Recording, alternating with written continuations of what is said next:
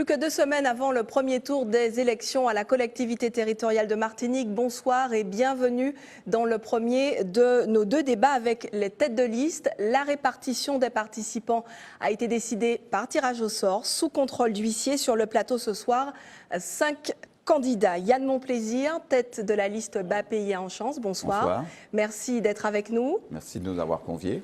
Serge Letchimy, tête de liste Ensemble pour une Martinique nouvelle, bonsoir, merci d'être là. Ghislaine Joachim-Arnaud, tête de la liste Combat ouvrier, bonsoir et merci d'être là. Merci et bonsoir. Daniel Groma, tête de la liste des travailleurs et peuples sans voix, bonsoir. Bonsoir et bonsoir à tous. Et Nathalie Josse, tête de la liste Martinique citoyenne. Bonsoir à tous.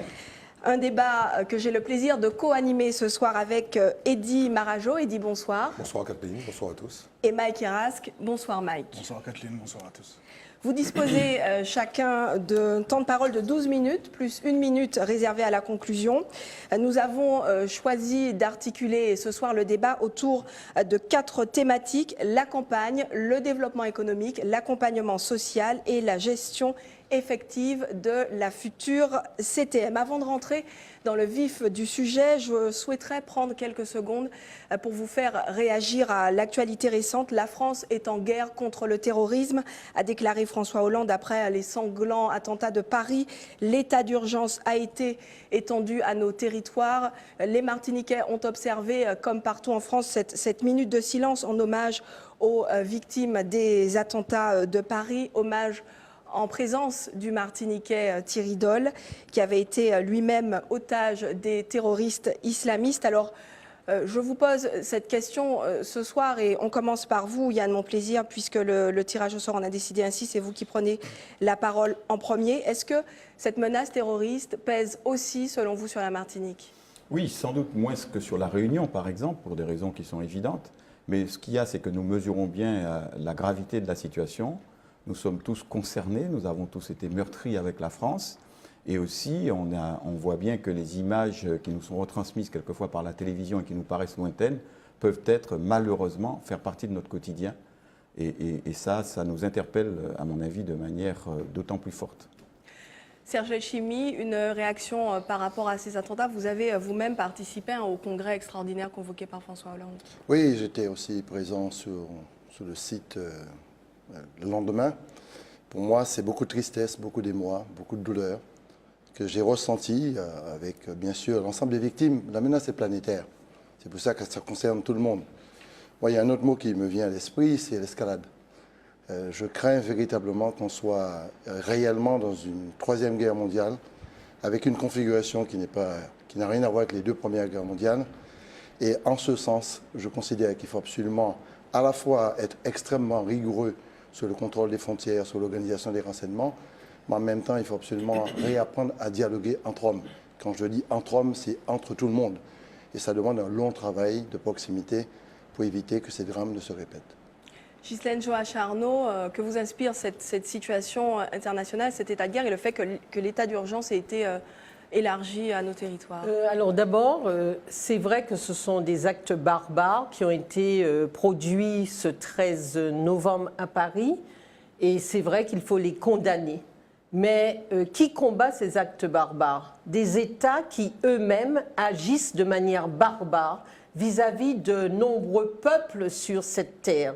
Et donc, nous ne comptons pas, si nous ne voulons pas que cela se renouvelle, il faut qu'on s'appuie sur la population laborieuse, sur les travailleurs, mais pas sur ces chefs d'État qui organisent, qui ont déjà participé à des guerres, eux ou ceux qui les ont précédés, et qui participent à des guerres dans différents coins de la planète et qui tuent en tant qu'État, qui produisent des actes terroristes à l'encontre de populations importantes. Aussi bien au Cameroun, aussi bien en Libye, aussi bien en Irak. Ce sont ces mêmes puissances qui produisent, si vous voulez, le terreau sur lequel grandit l'État islamique. Et demain, ce sont ces mêmes puissances qui vont lâcher des bombes sur des populations qui n'ont rien demandé et qui subissent ces actes terroristes d'État. De même aussi, je voulais dire que ce sont ces mêmes populations qui ne savent plus quoi faire et qui quittent leur pays pour rentrer en Europe. Et vous voyez comment elles sont accueillies en Europe. Alors tout ça, ça nous montre quoi? Ça nous montre ce qu'est cette barbarie qu'est le système capitaliste. Votre réaction, Daniel Groma? Oui, c'est vrai que nous avons tous un frère, une sœur ou un parent là-bas. Et quand j'ai entendu ce qui s'était passé, c'est vrai que c'était très difficile à accepter parce que c'est la barbarie et c'est une violence hors pair.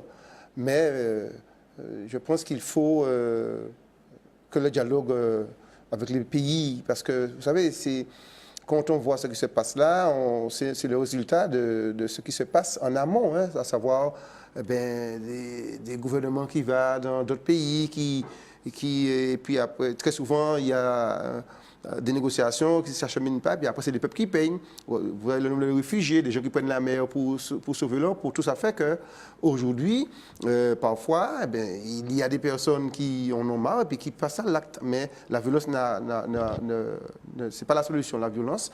Et je crois qu'il faut faire attention maintenant parce qu'effectivement, c'est une guerre parce que les gens ont besoin de revendiquer. Souvent, ils disent que c'est le petit peuple opprimé qui passe à l'acte, mais ce n'est pas la solution. Et moi, je dénonce énergiquement cette barbarie et surtout, je pense aux Martiniquais qui ont des parents là-bas, qui ont eu peur ce jour-là pour dire, mon Dieu, est-ce que mes enfants ne sont pas dedans, quoi. Et ça, je crois qu'il faut le dénoncer énergiquement, cette barbarie. Ça ne va rien apporter du tout. Nathalie Josse, la Martinique n'est pas à l'abri du terrorisme?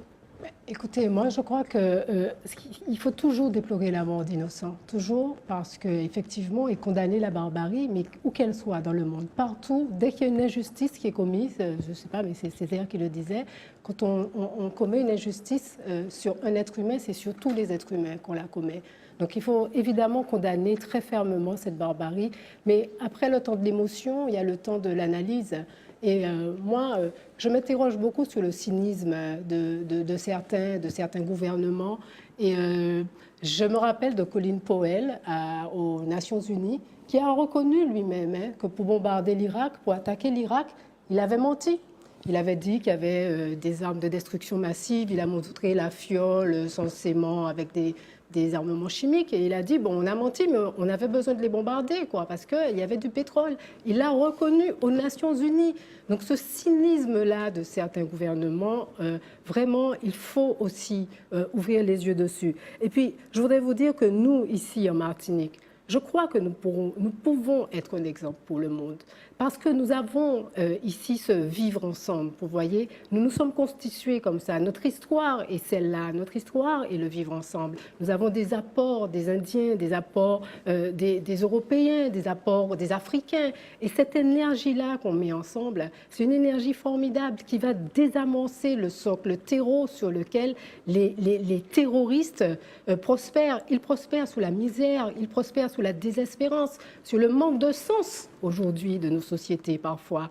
Donc il faut redonner du sens. Et nous, en Martinique, nous devons être capables de dire, regardez ce petit pays, regardez ce qu'il a réussi à faire.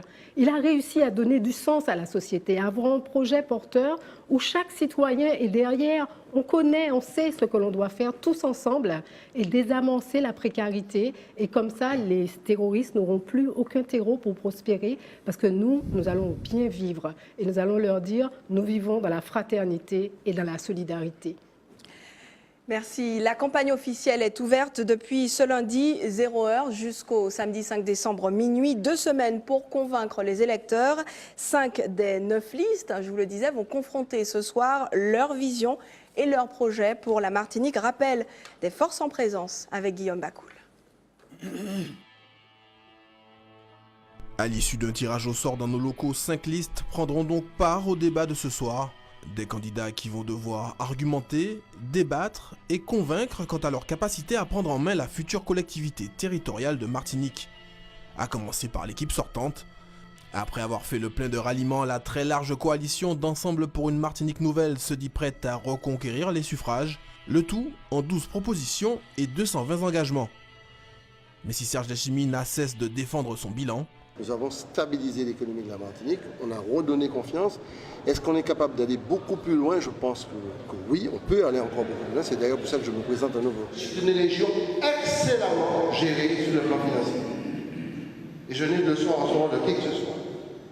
Chômage, endettement, développement économique, il faudra tout de même répondre aux critiques qui ne devraient pas manquer ce soir. Certaines devraient venir de la droite, notamment Unité retrouvée et chaud à l'américaine. Depuis l'officialisation de la liste BAPIA en chance, la droite martiniquaise a retrouvé de la voix et semble croire que désormais, tout est possible. Ça fait trop longtemps que ça dure. Nous allons être plus forts qu'eux. Parce que je suis sûr que le 10, le 6 et le 13 décembre, nous serons à la tête de cette collectivité. BAPIA en chance, un message qu'on pourrait croire adressé au PPM, tant depuis quelques mois, les échanges sont vifs entre Yann Monplaisir et Serge Letchimy. Il a créé 8 agences. 8 agences dans lesquelles d'ailleurs il a placé en général des amis de son parti ou des parents de personnes du conseil régional. C'est cela que je Vous l'accusez de stigmatise. népotisme, là, en fait. Je ne l'accuse pas, c'est un constat. Des comptes, il faudra aussi en rendre aux Citoyens, madame. C'est pas les petits copains, on va pas dire tiens, on meurt celle-là. En à peine quelques mois et un tirage au sort, Martinique Citoyenne s'est fait connaître des électeurs par son pari atypique. Fait en prendre conscience aux citoyens qu'il doit redevenir ou devenir acteur de la démocratie. C'est l'équilibre de pièces là. Si le rassemblement souhaite enrichir le débat démocratique et convaincre les électeurs, leur idée de mandat unique et non renouvelable ne devrait pas manquer de susciter des réactions au plateau. Enfin, le tirage au sort mettra aussi aux prises 2 listes issues de la lutte syndicale. Combat ouvrier de Ghislaine Joachim Arnaud. La seule candidate des travailleurs qui soit présente pour cette élection, là. Il n'y a pas d'autre. Les autres, c'est des postes qu'ils cherchent. Pour faire les choses avancer, il faut se battre, il faut se rassembler, il faut être solidaire, il faut se mobiliser. Et le mouvement des travailleurs et des sans-voix de Martinique de Daniel Groma. 2 listes qui revendiquent le vote des travailleurs, Et ça, on ne trouve pas ça dans les partis politiques qui existent en Martinique. mais qui n'ont pourtant pas fait cause commune. Ghislaine Joachim Arnaud appartient à un parti politique qui s'appelle Combat ouvrier. Nous avons un mouvement des travailleurs et du peuple sans voix. Donc, oui, on partage les mêmes valeurs, mais simplement, le président, qui est José Canor, s'est dit on ne va pas marcher avec les partis politiques. Les téléspectateurs auront sans doute à cœur de savoir ce qui fait réellement leur différence. Alors, mesdames et messieurs, bon débat. Alors, on l'a vu dans le reportage, si les têtes de liste et plus généralement les équipes en lice considèrent cette élection pour la CTM comme un enjeu majeur, voire crucial, il y a aussi un risque qui plane néanmoins, qui est celui de l'abstention. Est-ce que ce qu'on appelle ici les petits cancans ou les petites piques, les attaques entre candidats, et je crois qu'on en a eu une illustration dans ce sujet, ne sont pas de nature à démobiliser l'électorat eu égard à ce risque d'abstention? On commence avec vous et on vous a vu dans le sujet, il y a de mon plaisir. Ce qui démobilise l'électorat, c'est qu'il n'y a pas de résultat. Ce qui démobilise l'électorat, c'est qu'il est le spectateur de ce qui se passe et de la manière dont la Martinique est dirigée. C'est cela qui démobilise, ce n'est pas le débat. Le débat, quelquefois, avec ici ou là quelques pics qui viennent de celui-ci ou de celui-là, je dirais que ça fait partie d'une campagne électorale. Personnellement, je veille à ne pas dépasser les limites et je veille à ne pas entrer dans ce qui est l'attaque personnelle, ni sur la personne, ni sur son activité professionnelle, ni sur son engagement professionnel. Je veille à ne pas le faire. Maintenant, quand vous êtes dans le débat public, que vous avez des responsabilités publiques, c'est normal que vous soyez avec... D'ailleurs, c'est même sain, si vous voulez. J'entends des gens dire qu'ils souhaitent d'une société où tout le monde serait rassemblé. Mais je sais, pour connaître Serge Letchimy et tous les autres, que ce n'est pas ce que nous souhaitons. Pas parce que nous ne nous entendons pas bien. Nous sommes dans un petit pays. Nathalie le disait, moi, je n'ai aucune acrimonie vis-à-vis de qui que ce soit. Mais s'il n'y a pas de débat, il n'y a pas de démocratie. Il y a des pays où il n'y a pas de débat. Il y a des pays où il n'y a pas de débat. Mais ce n'est pas ça la démocratie. La démocratie, c'est le débat. Alors, il faut des règles au débat. Il ne faut pas qu'il y ait d'insultes, et notamment des insultes publiques, parce qu'on donne un mauvais exemple. Il ne faut pas qu'il y ait d'attaques personnelles. Mais dire, oui, mon bilan est bon, ou non, votre bilan n'est pas bon, ça me paraît être de l'objet même d'une campagne électorale. Sir Letchimy, est-ce que vous partagez la vision dépeinte par Yann Monplaisir à l'instant? Je ne peux surtout pas partager cette vision-là. Ah d'accord. Non, absolument pas. La première chose, c'est que lorsqu'on vient, on vient en tant que personne, on porte des idées et des valeurs, et que vous le vouliez ou non, votre pratique de tous les jours habille votre comportement. Et à la limite, ce n'est pas vous insulter de dire très clairement que les orientations dans tel sens ou dans tel sens, notamment sur le plan économique, ne conviennent absolument pas et risquent de conduire le pays à des difficultés extrêmement graves. Et l'accentuation, C'est une contradiction. Oui, je l'ai soutenu, c'est vrai. Vous m'avez soutenu parce que vous savez que ce que je fais est pour bien. vos entreprises. Mais parce que vous aviez compris que je créais des emplois, vous avez demandé des aides pour entreprises en difficulté. Et je vous ai honoré puisque je vous ai accordé ces aides-là. Vous étiez dans votre rôle. Ceci étant dit, il y a des propositions extrêmement concrètes qu'il faut faire lorsqu'on va en campagne, avec des résultats qui sont là, et le peuple juge. En ce qui nous concerne, on a pris 115 engagements, on les a respectés. Les résultats sont là. Pour la première fois, la Martinique passe en dessous de la barre de 20% de chômeurs, 19,4%. On a actuellement une situation de la croissance qui est relativement stabilisée, avec un produit intérieur brut qui progresse, pas fortement, c'est 1,7. Et nous avons une dynamique de l'activité. On a rétabli la confiance. On avait une période relativement noire en matière d'investissement. On n'investissait pas dans ce pays-là. On a remis 1 milliard d'euros de plus par rapport à ce qu'on faisait habituellement pour redonner confiance à l'économie. Maintenant, je considère que la population est libre de juger et nous avons des propositions très concrètes à faire pour encore aller beaucoup plus loin en matière de développement de filières économiques. On en parlera tout à l'heure. Une population qui a parfois cette vision de la politique, et juste un petit mot dessus, c'était dit dans le sujet, ils sont là pour chercher des postes. La politique, c'est pour avoir des postes. Que répondez-vous à cette frange de l'électorat qui dit, bon, ben, c'est des gens qui veulent des postes et s'assurer une carrière politique. On entendra toujours cela. Vous savez, ce sont les choses qui se disent. Il y a des politiques qui alimentent ce genre de choses.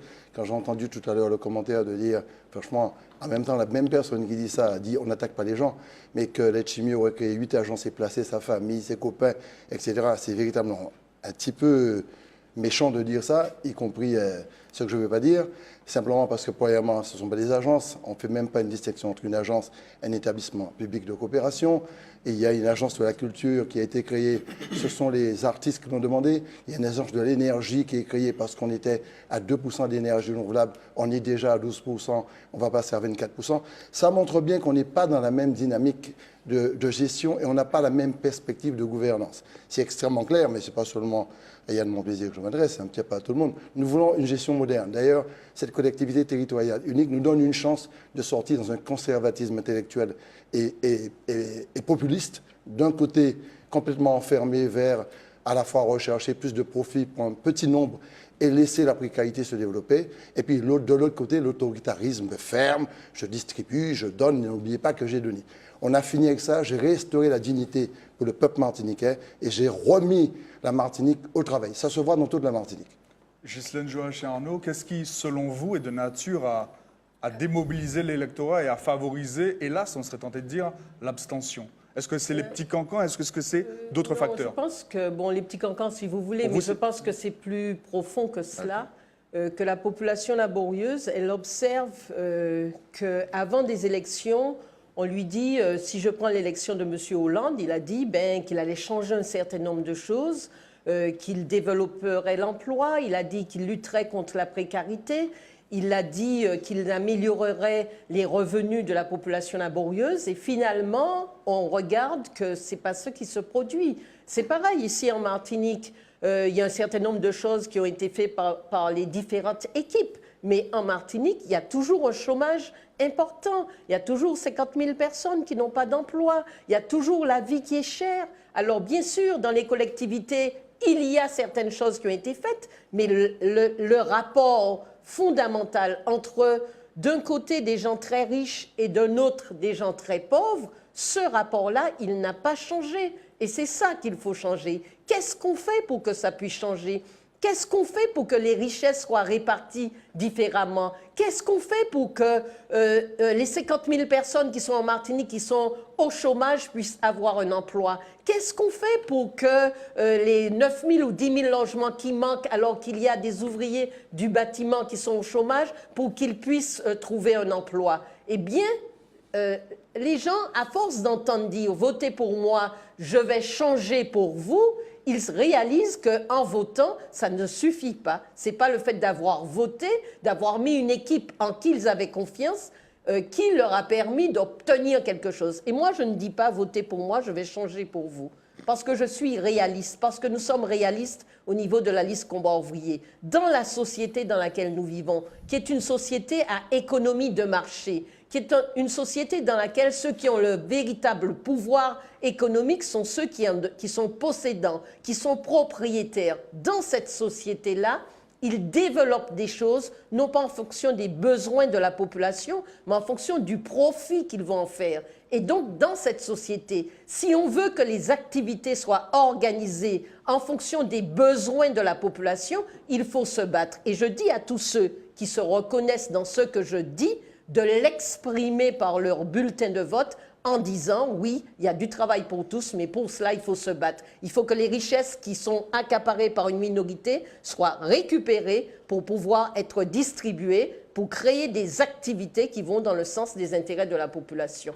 Daniel Groma, est-ce que vous partagez l'analyse développée par Ghislaine Joachim-Arnaud? Est-ce que selon vous, ce sont essentiellement les promesses non tenues qui sont de nature à décevoir et donc à démobiliser l'électorat?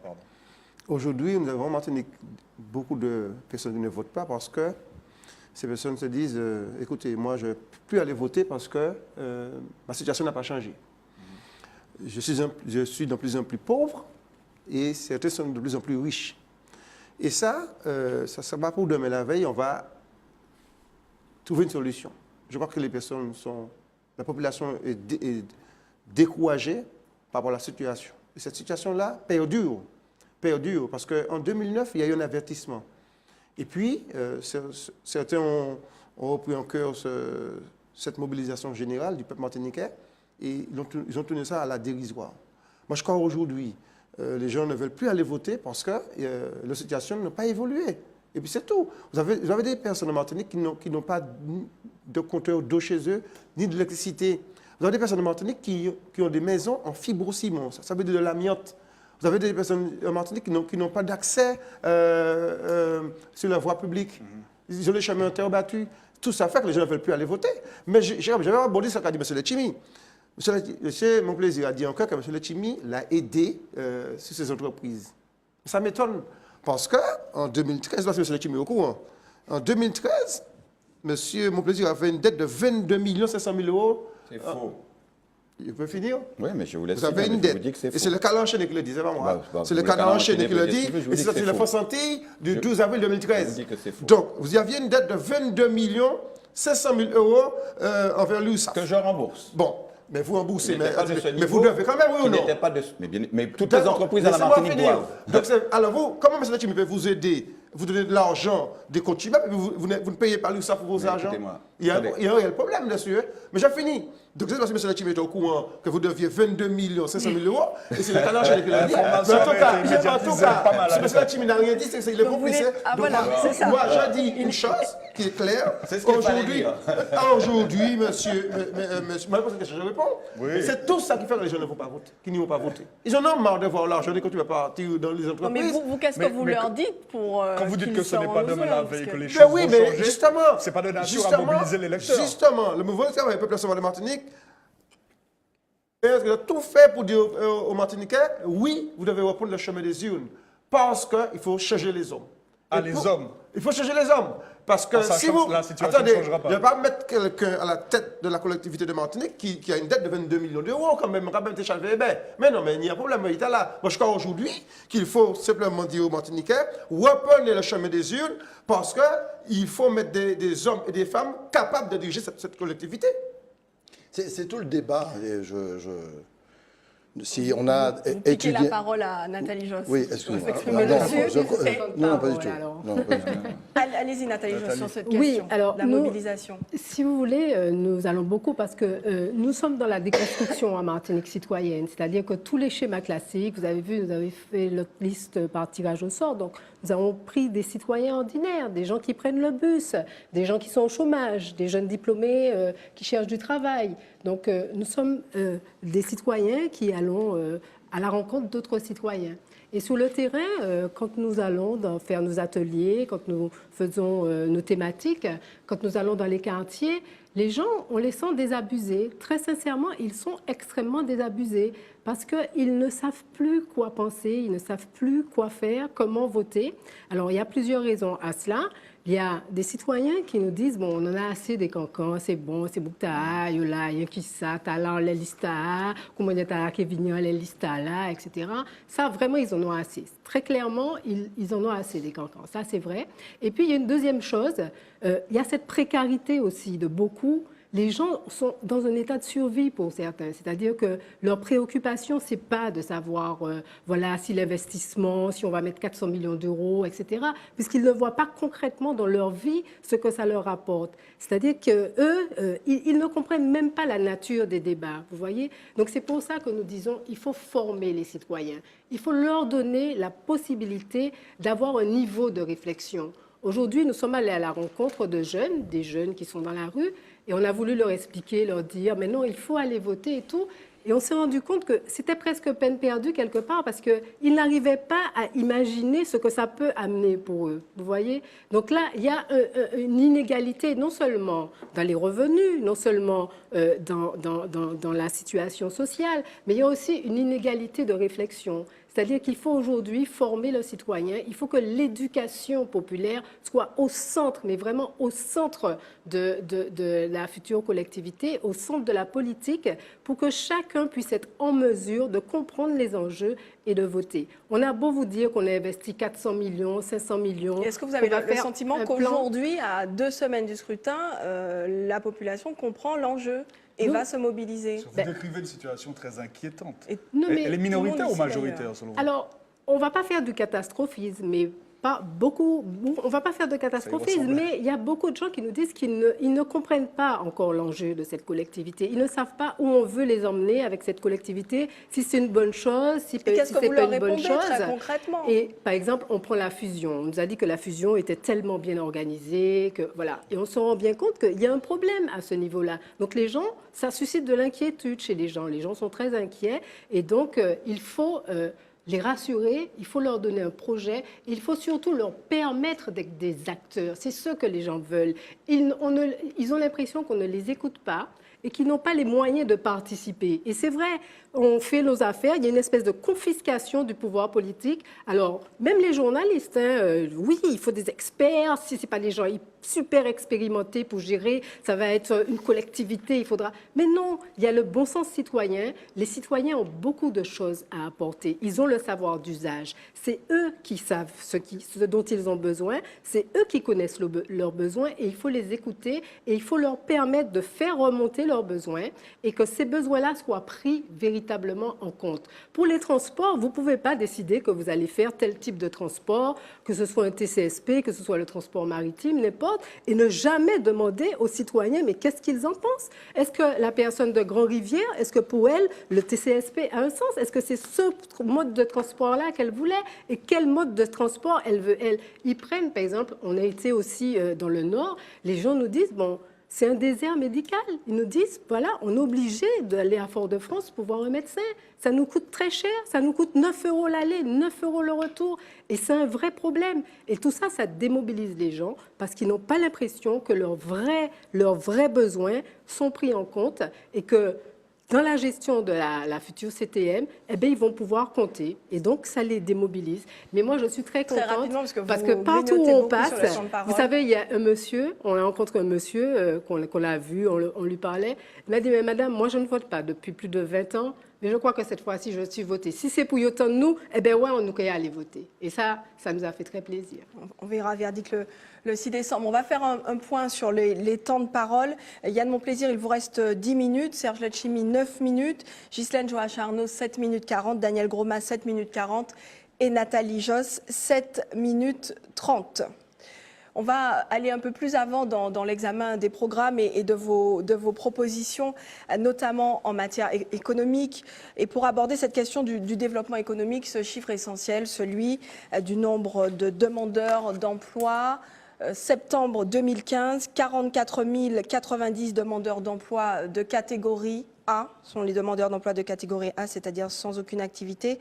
Ce sont les chiffres du ministère du Travail, un nombre en baisse de 1,8% sur un an.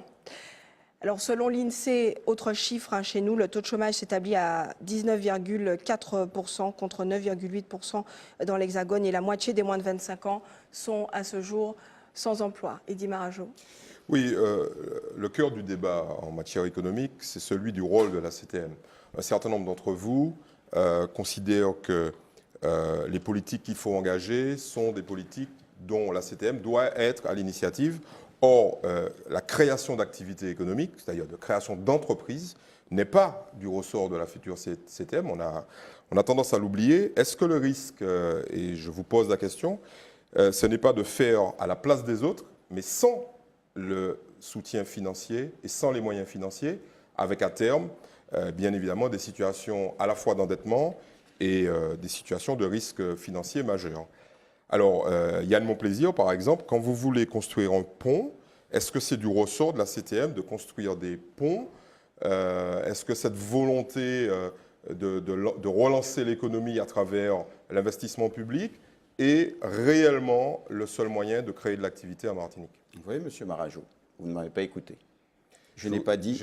Attendez, laissez-moi terminer, M. Marajo. Écoutez-moi cette fois-ci au moins. Vous voyez, vous ne m'écoutez pas. D'accord. Vous ne m'avez pas écouté. Je vous écoute cette fois. Je n'ai pas dit qu'on relancerait à travers ce projet. J'ai dit que ce projet répond à une problématique que les Martiniquais vivent tous les jours, qui est une problématique qui a des conséquences sur leur vie quotidienne et qui a des conséquences graves sur l'activité économique. Je suis un chef d'entreprise, je peux vous dire que je suis confronté tous les jours à cette réalité. Que savoir où vous allez implanter une entreprise, savoir combien ça vous coûte quand vous avez des livraisons à faire, ce sont des réalités pour un chef d'entreprise. Et que tout ceci se passe dans la zone où il y a le port et l'aéroport. Alors j'ai proposé, parce qu'il me paraît nécessaire de proposer, qu'il y ait une solution. S'il y a d'autres solutions, qu'on me les donne. Je suis prêt à les entendre, je suis prêt à en discuter. Je suis fermé sur rien. Mais au moins, moi, j'ai fait une proposition. Alors, vous n'écoutez pas ce que je dis. Vous voyez, oui. une deuxième manière de vous dire... Ça semble être une constante. C'est une de vos spécialités, mais ça ne m'étonne pas. Vous semblez avoir un tropisme qui ne vous amène pas à trop regarder dans ma direction. Mais ça ne m'effraie pas, ça ne m'effraie pas. Je vais vous dire quelque chose. Vous allez peut-être répondre à la question. Pas peut-être, j'y réponds directement. J'ai répondu à la question, je vous explique. Je vous explique le sens de l'investissement public. Quand vous dites que la collectivité n'a pas... Vous semblez sous-entendre que la collectivité n'a pas de raison. Une des raisons de la crise... Oui. Il y a essentiellement la crise qui perdure, le manque de dynamisme qui se traduit par un taux moyen de croissance de la Martinique par rapport à la Guadeloupe qui est à peu près de moitié sur 10 ans. C'est-à-dire ils ont grosso modo 2% de croissance quand on a 1%. Et je vais vous dire, ça résulte de la consommation, mais ça résulte aussi et largement de l'investissement public. Malheureusement c'est trop petit, j'aimerais qu'on voit ici la différence qu'il y a entre l'investissement public à la Martinique et à la Guadeloupe. Et là, vous comprenez la différence. Là, vous comprenez la différence parce que vous voyez que l'investissement public à base constante, base 100, entre 2008 et 2013, il ne cesse de décroître à la Martinique. Alors qu'en Guadeloupe, il croît. Monsieur Letchimy ne pourra pas contester des chiffres, je ne les ai pas inventés, ce sont des chiffres qui sont publics. Bon, ça c'est une réalité. Et donc ça se traduit ensuite par, ici vous avez les courbes des dépenses des collectivités, c'est la même chose. Donc ne me dites pas que c'est neutre. Si nous avons un taux de croissance plus faible que celui de la Guadeloupe et que celui de la Martinique, c'est parce que l'investissement est en panne chez nous. L'investissement est en panne. Et quand on aura relancé l'investissement, alors je ne dis pas qu'il faille faire n'importe quoi, mais quand M. Letchimy est arrivé au pouvoir, il a dit il y a un matelas. Il semble que quand il partira, il n'y aura même plus le sommier. Parce que tout simplement, quand je constate qu'on me dit que tout va bien, je suis obligé de faire appel à des chiffres. Quand on me dit que tout va bien, et que je vois qu'on est obligé d'aller piquer dans la cagnotte du Conseil général, du syndicat des transports, c'est que nécessairement il y a un problème. C'est qu'on a du mal à terminer l'année budgétaire. En tout cas, il me semble que c'est comme ça que l'interprétation logique conduit quelqu'un qui a un peu le sens des chiffres. Si on va chercher dans le budget social du Conseil général, qui est destiné aux personnes âgées, qui est destiné, Mme Joachim Arjo, Arnaud a raison, aux plus nécessiteux. Si, comme vous le dites, M. Groma, au lieu de me critiquer tous les jours, allez voir dans mon entreprise, vous êtes déjà venu d'ailleurs, allez voir comment sont les salariés dans mon entreprise. Si on n'avait pas assisté à quoi? Depuis 30 ans que M. Letchimy ou sa famille politique sont au pouvoir, à un accroissement, vous avez raison, Madame Joachim Arnaud, à un accroissement de la disparité. C'est-à-dire que l'écart entre les plus riches et les plus pauvres s'est accru au cours des 30 dernières années. Qui est au pouvoir depuis 30 ans, Monsieur Marajo? C'est ça les questions qu'il faut poser, les bonnes questions. Oui, Et qu'est-ce que vous proposez pour inverser la tendance? Il y a de mon plaisir très concrètement. Alors, on va peut-être revenir, parce que sinon, Monsieur Mon Plaisir va épuiser la quasi-totalité de son temps. Monsieur Letchimy, j'ai une question à vous poser. Monsieur Letchimy va commencer par dire que je n'ai rien à proposer. Vous me laisserez quand même dire ce que j'ai à proposer. Tout à l'heure, on reviendra sur vos propositions. Monsieur Letchimy, 70% du PIB sont issus du secteur non marchand, en particulier des investissements des collectivités publiques. Que faire pour que le privé prenne le relais? En fait, ma question principale, c'est est-ce que vous n'allez pas faire, si vous remportez l'élection, vous ou ceux qui sont sur ce plateau, est-ce que vous n'allez pas faire à la place des autres, quitte à vous étrangler au bout d'un moment? Quand est-ce que le privé va jouer son rôle? Non, c'est pour cela qu'il faut absolument sortir de la structuration économique où certains veulent se cadrer strictement sur le financement public pour honorer leur développement, s'enrichir ou avoir une croissance. Quand M. Monplaisir parle d'un pont à faire sous la rade de Fort-de-France et réduit son programme de développement économique sous cela, c'est assez grave. C'est quelques 2 milliards d'euros d'investissement, je ne sais pas où il va prendre l'argent. Deuxièmement, je connais beaucoup de chefs d'entreprise qui payent leur dette fiscale et sociale. C'est mon cas. Et qui, non, pas du tout. C'est mon cas. Ce n'est pas le cas de Mme Concon, par contre, deuxième sur votre liste. Laissez Mme Concon tranquille. Je vais vous le dire, monsieur. Je n'ai pas peur des chiffres. Deuxième chose, ne je faites n'ai pas peur des d'histoire. chiffres. Je n'ai pas peur des chiffres. Je ne veux pas vous laisser dire des mensonges en public, monsieur. Je ne suis pas là pour faire des histoires. Ne racontez pas n'importe quoi. Ne me mettez pas en cause en tant que chef d'entreprise. Ne me mettez pas en cause en tant que chef d'entreprise, monsieur. Ne me laissez pas aller plus loin. Je vous dis simplement. Vous savez ce que je fais pour la marge. Je dis simplement que je connais beaucoup de chefs d'entreprise, notamment des petits chefs d'entreprise. J'en suis. Laissez-moi terminer. J'en suis, monsieur. Laissez-moi terminer. Au moins, rendez-moi cet hommage. Si vous pouvez demander à M. Monplaisir de se calmer, je suis très calme. de ne pas partir en excès. Vous me rendiez hommage de ce que je fais, puisque sinon vous ne m'auriez pas, dans des circonstances particulières, soutenu dans mon action, M. Letchimy. Dites-le publiquement. Je vous le dis clairement. Dites-le publiquement. Je vous le dis clairement. Je connais beaucoup de petits chefs d'entreprise qui n'ont pas les portes d'entrée que vous avez et qui souffrent à payer leurs charges sociales et fiscales. Ce n'est pas votre cas. La deuxième chose, c'est que la Guadeloupe est aujourd'hui, effectivement, la Guadeloupe, pendant l'ère de M. Marie-Jeanne, que M. Monplaisir soutient d'une certaine manière, oui, que vous avez soutenu pendant très longtemps, n'a rien investi pendant 12 ans dans ce pays. On ne vous a jamais entendu parce que vous étiez bien servi.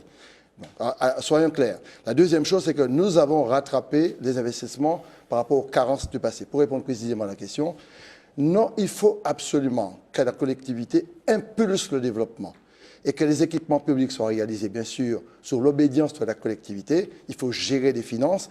Ce n'est pas faire injure à la finance que d'emprunter. Il faut emprunter de manière stable.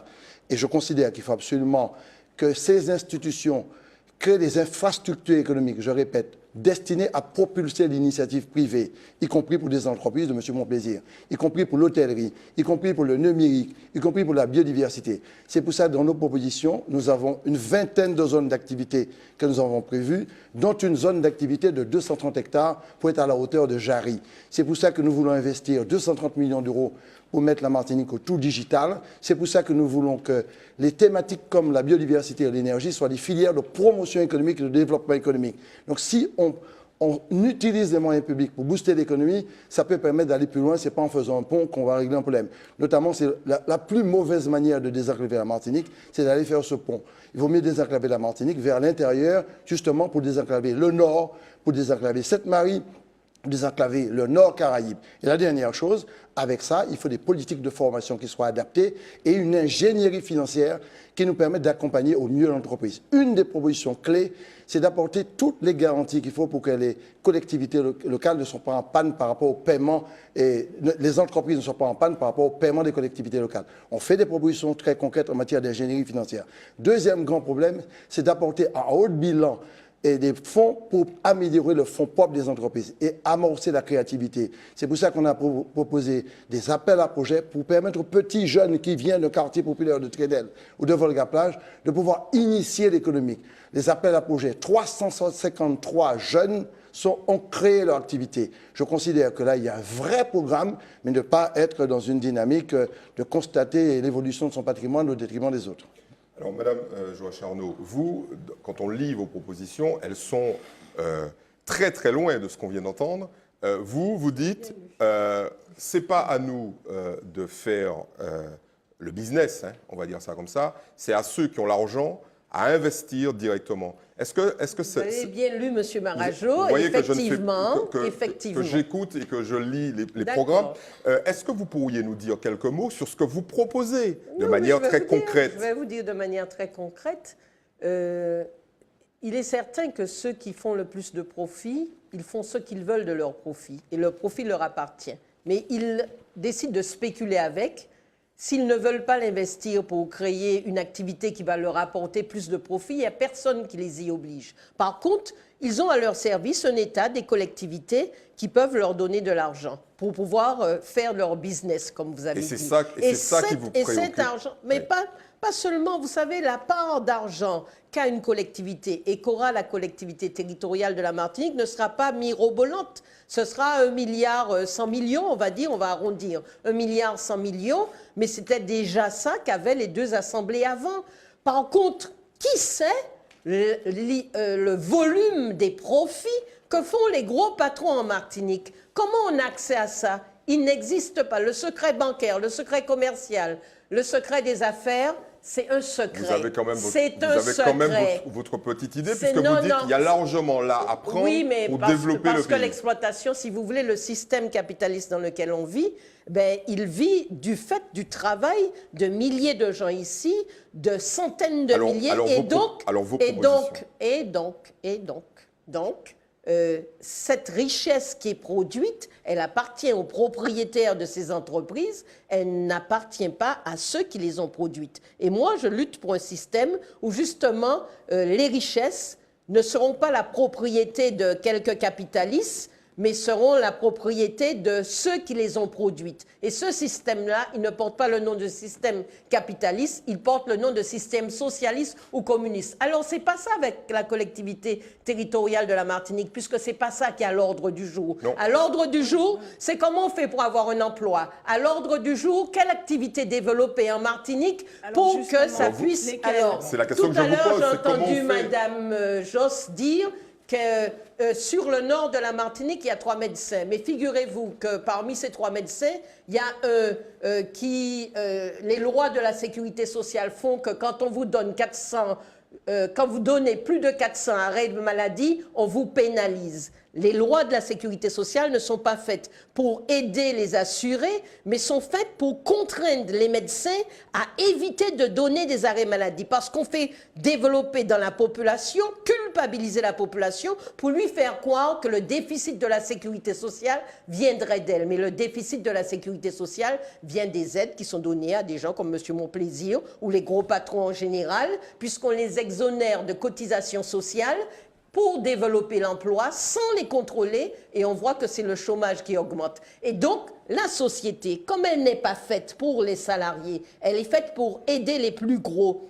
Cette société, avec ses lois, elle ne décide pas d'instituer des lois qui permettraient de contrôler les avoirs des patrons. En clair, si vous remportez l'élection, il faut carrément faire la révolution, changer de société, plutôt que d'avoir Non, dans les élections, là, il faut voter dans son camp, il faut voter dans le camp des travailleurs, il faut voter pour dire la vérité aux travailleurs, il faut voter, nous travailleurs, nous jeunes, nous retraités, il faut voter pour dire, pour que les choses changent, il faut se battre. Mais envoyons à l'Assemblée CTM des gens de notre camp, des gens qui parleront pour nous, qui parleront de notre voix et qui diront des choses qui iront dans le sens de nos intérêts. Et pour, vous savez, le développement économique, ça fait 7 lois. 7.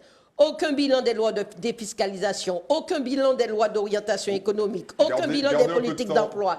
Tout ça, on a fait tout ça pour aider le patronat et on présente les salariés comme des gens fainéants. Tout ça pour les aider, malgré ça, on ne développe pas l'emploi. C'est quand même un problème, ça. C'est clair. C'est le profit qui le fait. Daniel Groma, vous avez été plus loin que Ghislaine Joachim-Arnaud.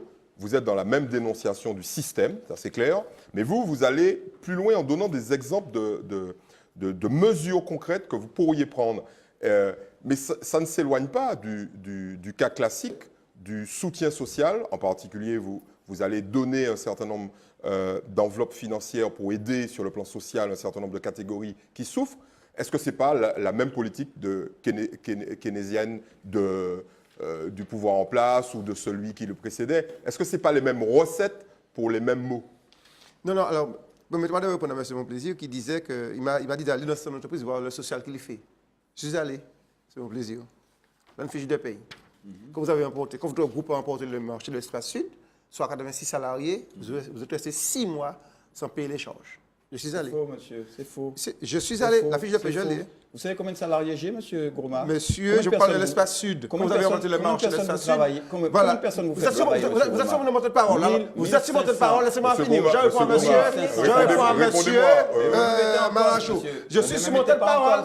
Je suis sur mon temps de parole. Alors, je réponds à monsieur Maracho. Oui, monsieur Maracho. Je vous répondrai, monsieur Gourmand. Allez, vous êtes sur votre temps de parole. Combien de personnes vous employez, monsieur Maracho? Combien de personnes je les protège contre des patrons comme vous. Combien vous faites travailler? Monsieur Maracho, pour vous répondre sur l'aspect économique et la création d'emplois, simplement, il y a des entreprises qui arrivent tous les jours, il y en a autant qui disparaissent.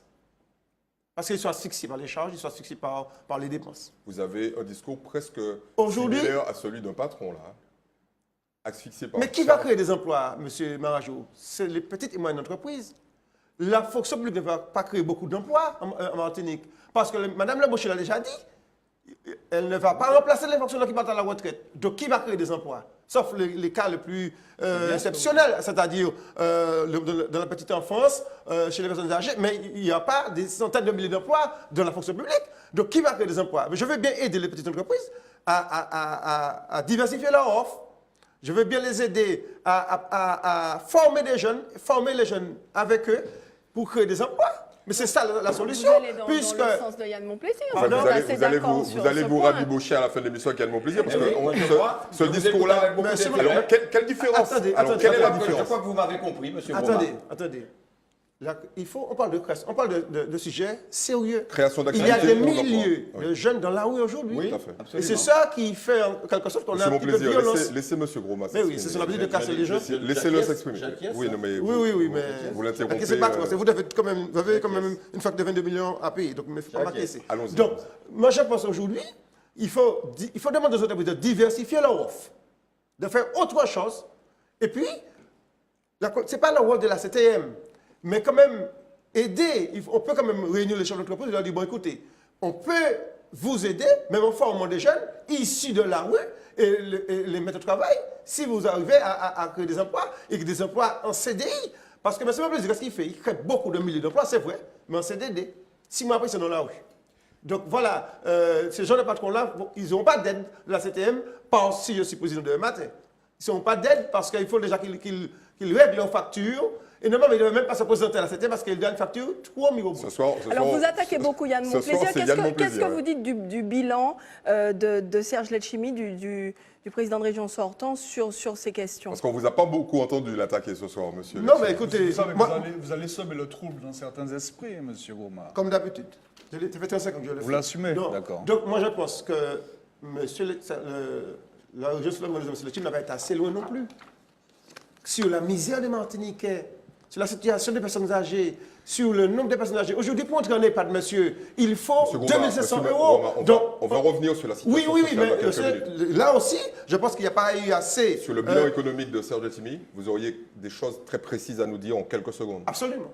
Absolument. C'est de dire que le gouvernement, M. Letchimy, avec son équipe, n'a pas été assez loin en matière d'aide aux entreprises, d'aide aux petites et moyennes entreprises. Et ça, moi, je le dis franchement, parce que aujourd'hui, la situation nous dit, oui, voilà, il y a 1,8% de chômeurs en moins, mais ces chiffres-là sont doux, premièrement. Et deuxièmement, est-ce qu'on est au fin fond de la situation de Martinique aujourd'hui? Parce que parmi les Martiniquais qui ne bossent pas, il y a 40% de illettrés là-dedans. Personne ne parle là-dessus, à savoir comment ils vont faire pour s'inscrire à une formation. Nous sommes au moment de l'informatique, comment ils vont faire pour s'inscrire à un stage si ça n'a pas ni lire écrire. Il y a ce dossier à faire. Donc là aussi, ils n'ont pas été assez loin en matière de prise en compte des façon. Alors, Nathalie Josse, j'ai bien retenu que ce qui prime, c'est quand même le bon sens citoyen. C'est une expression que vous avez employée à plusieurs reprises. Qu'est-ce que le bon sens citoyen nous permettrait de faire pour régler l'ensemble des problématiques économiques qui existent et qui concernent cette île, en particulier des problématiques d'emploi, problématiques de création d'activités et l'ensemble des problématiques en corollaire. Aujourd'hui, quelles sont vos propositions au-delà de on va dire, de cette espèce de rhétorique permanente sur le bon sens citoyen? Parce que le mot citoyen, vous l'avez dû le prononcer au moins 2500 fois par jour. Très concrètement, les gens aujourd'hui, dans les 15 jours qui viennent, ils veulent quelques mesures concrètes pour soulager leur peine. Alors, vous dites les gens, ils veulent des mesures concrètes pour soulager leur peine, mais je ne crois pas. Vous voulez ça. Ce sont les journalistes, oui. Les journalistes ont cette espèce de dictat du programme. Les 40 000 demandeurs d'emploi ne veulent pas Ils ont cette espèce de dictat du programme en train de nous dire, mais qu'est-ce que vous proposez de concret? C'est quoi vos propositions? Donnez-nous des propositions. Mais nous, les gens qu'on rencontre, ils ne nous demandent pas ça. Ils nous demandent du sens. Effectivement, ils veulent que leurs problèmes soient réglés. Mais ils savent très bien que toutes les propositions qu'on leur fait, on leur fait des propositions à chaque élection. Tous les 6 ans, on leur fait des propositions, ils vont voter, ils reviennent encore 6 ans après, on leur fait. Alors, la dernière fois, c'était 120. Cette fois-ci, M. Letchimy, je ne sais pas combien vous en avez, 220, je crois. M.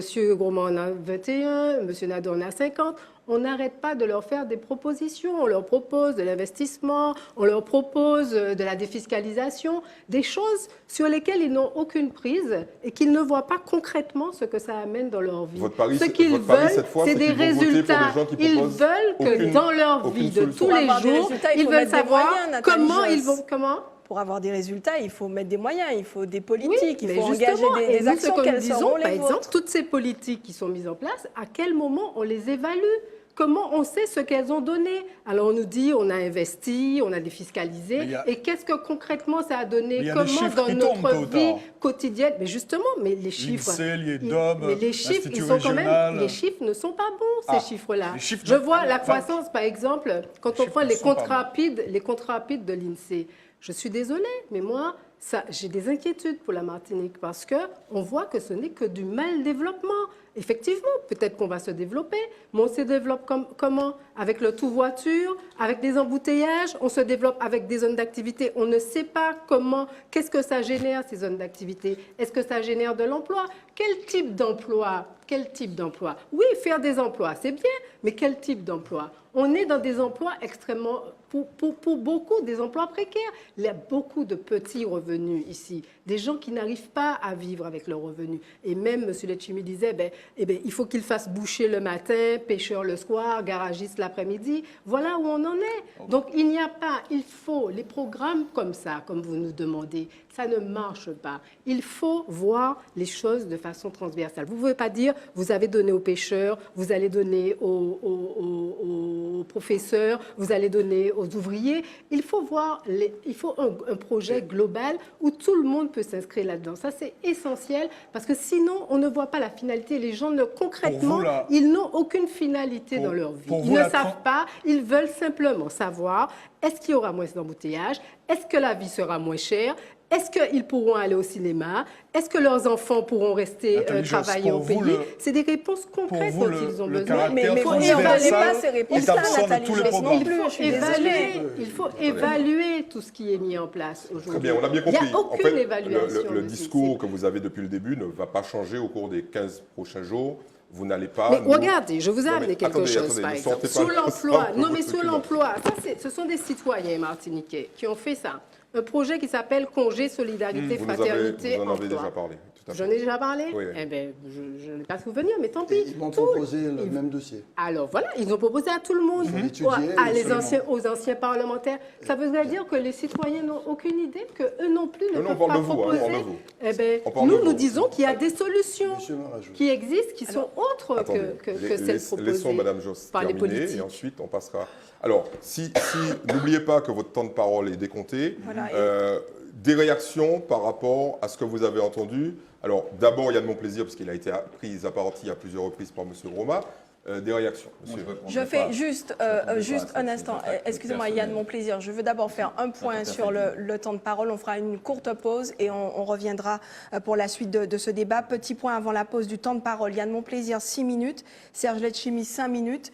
Ghislaine Joachim-Arnaud, 3 minutes. Daniel Groma, 4 minutes. Et vous, Nathalie Josse, il vous reste 4 minutes. On marque une courte pause. Gardez votre propos. On se retrouve dans un instant. Restez avec nous. De retour dans le premier de nos deux débats avec les candidats à la collectivité territoriale de Martinique sur notre plateau ce soir. D'accord.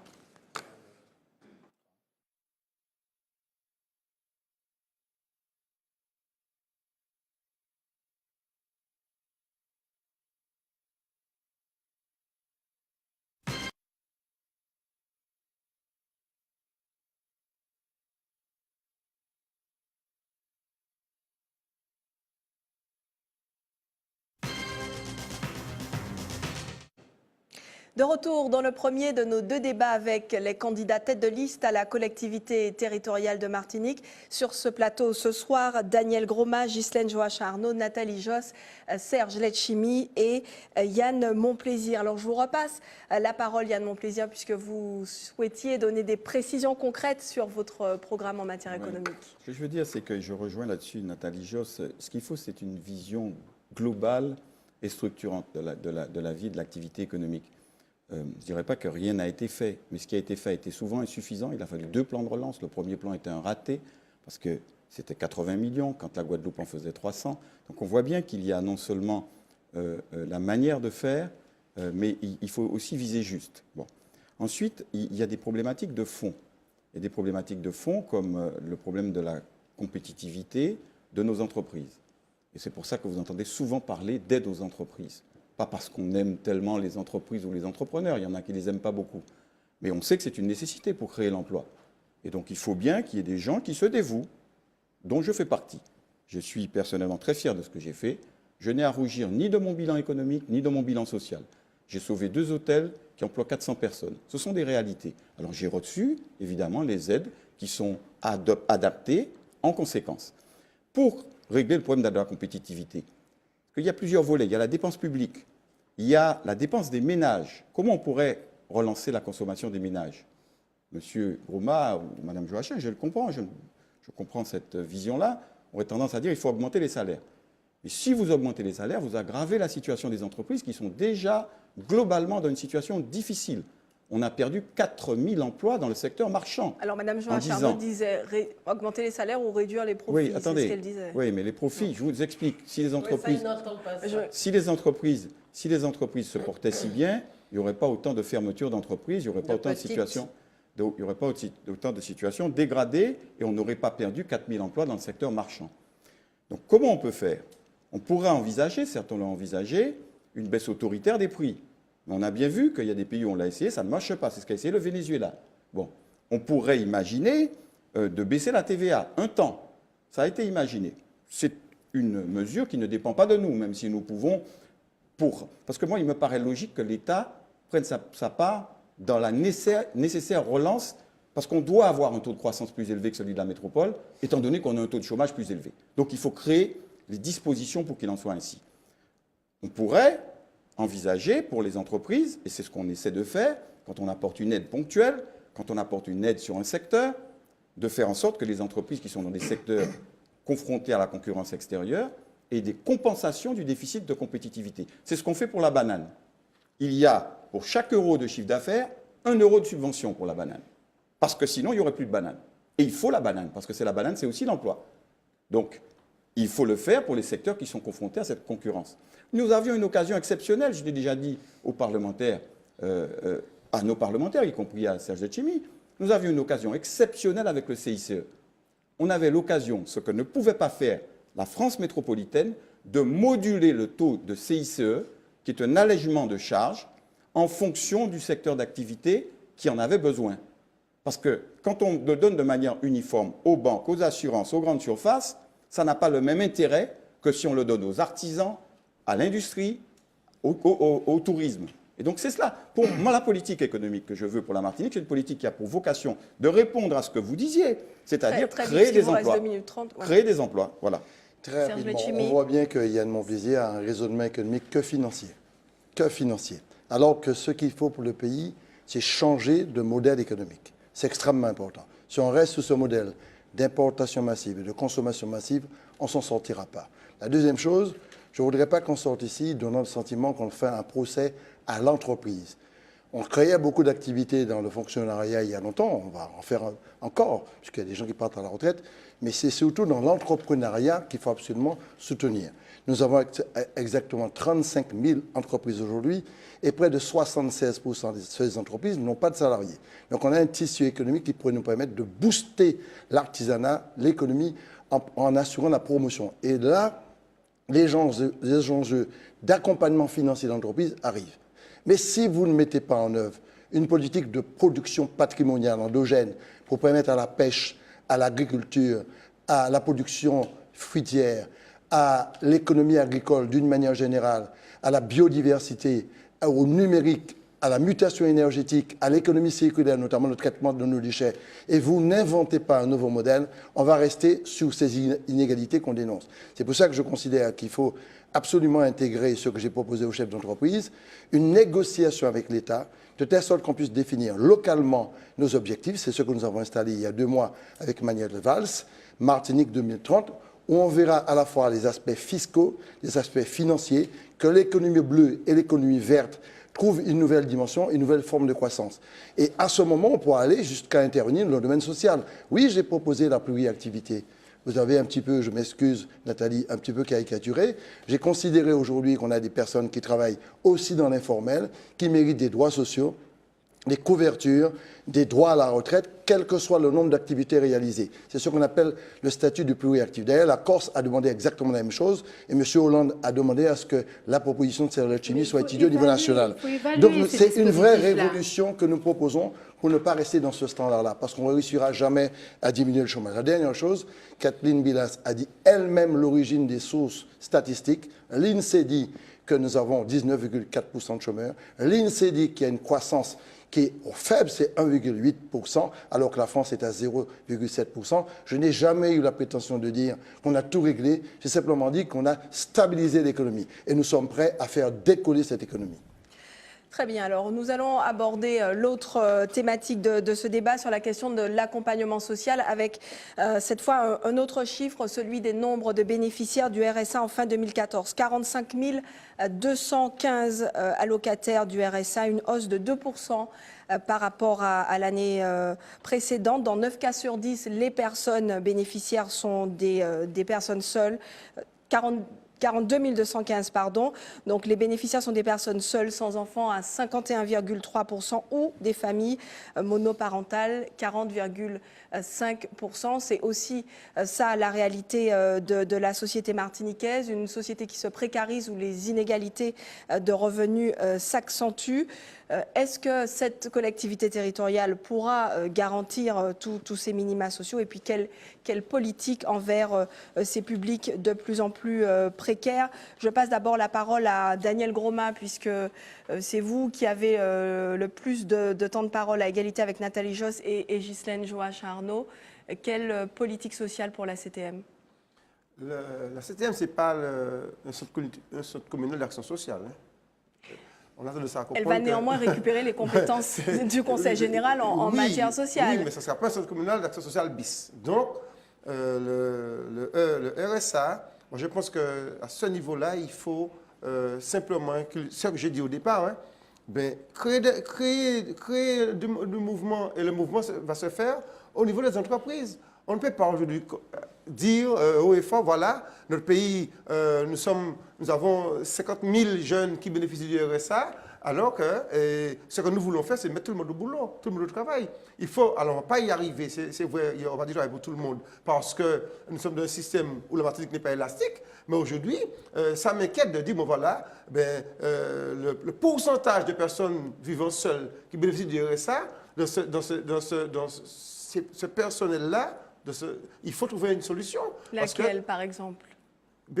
Créer des emplois. Il faut, moi, je pense aujourd'hui, ce que nous avons dit sur nos 21 propositions, diversifier l'offre et aider les entreprises, c'est primordial pour ce que nous voulons faire.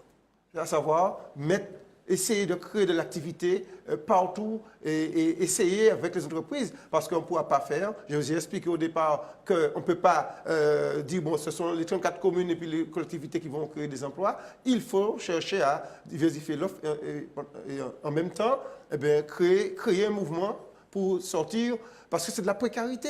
Quelqu'un qui touche le RSA, c'est quelqu'un qui est en précarité. 524,16 € pour une personne seule. Oui, c'est de la précarité. Ce sont des personnes qui sont en précarité. On ne peut pas se dire demain, on est fiers que nous, en Martinique, des milliers de personnes touchent près de 600 € tous les mois sans rien faire. Mais attendez, on va où? Donc, je suis pour créer de l'activité. Et pour ça, ce sont les entreprises qu'on doit aider. On doit aider pour pouvoir créer un mouvement dans le mouvement social. Alors, Nathalie Josse, je sais que vous n'aimez pas le mot réponse au sens classique politique du terme, mais quelle piste citoyenne on peut apporter face à un tel constat en termes de précarité en Martinique? Eh bien, justement, l'action sociale, c'est exactement le domaine où le citoyen ou les Martiniquais peuvent avoir une réponse. Parce que le créole, vous savez, c'est cette langue formidable qui connaît les situations et qui les pense bien. Et on dit, c'est ça qui cache la tchèpoella qui s'absille chaud. Et aujourd'hui, il faut que tous ces gens qui sont sur le terrain de l'action sociale, parce que l'action sociale, c'est quoi aujourd'hui? C'est gérer la misère, gérer l'assistanat. Donc il faut que tous ces gens fassent remonter les besoins. Les assistantes sociales qui sont sur le terrain, les infirmières de PMI, tous ces gens-là qui ont les solutions. Elles le font déjà, ils le font, enfin. au quotidien, c'est leur travail. Oui, mais est-ce qu'elles font remonter? Est-ce qu'on les entend quand elles disent ce qui ne va pas? On parlait avec une dame qui s'occupe des tatis, là, les tatis, qui nous parlait de ces grossesses d'adolescence et de leur mal-être. Elle nous expliquait pourquoi elles font des enfants aussi jeunes. C'est parce qu'elles n'ont plus, elles sont déscolarisées et avoir un enfant pour elles, c'est vraiment s'inscrire dans la société. C'est pas tellement avoir le RSA, avoir les allocations enfants, etc. Pour vous, ça, vous avez employé un mot qui m'interpelle. Pour vous, ça relève tout ça de l'assistanat. C'est un mot que vous assumez? Oui, parfaitement. Aujourd'hui, le RSA, l'action sociale, c'est gérer la misère. On gère la misère, on ne gère pas l'épanouissement. Donc il faut qu'aujourd'hui, on aille vers comment on va faire pour que ce soit le vivre ensemble qui soit aujourd'hui. Quelles pistes peuvent être proposées par votre équipe, par Martinique Citoyenne? Eh bien, les pistes, elles viendront de la solution du projet que l'on va mettre en place. Le projet pour sortir, par exemple, on nous parlait, parce que tout se tient, écoutez, on nous parlait hier de, par exemple, les personnes âgées. Les personnes âgées, aujourd'hui, ont un problème qui est un problème insoluble, c'est l'indivision. Beaucoup de personnes âgées sont dans des maisons qui sont en indivision. Donc, elles ne peuvent pas bénéficier de l'allocation pour rénover, l'allocation de réhabilitation de leur logement, puisqu'il faut être propriétaire, etc. Donc, ce qui fait que beaucoup de personnes âgées continuent à vivre dans des logements insalubres qui ne sont pas adaptés. Donc, elles font des chutes, elles se cassent le col du fémur, elles se retrouvent à l'hôpital et voilà, elles sont hospitalisées. Et donc, elles se rentrent dans un cercle vicieux de précarité et voilà comment la personne âgée perd sa dépendance. Donc, on se retrouve dans ce cercle vicieux de pouvoir les mettre dans des EHPAD.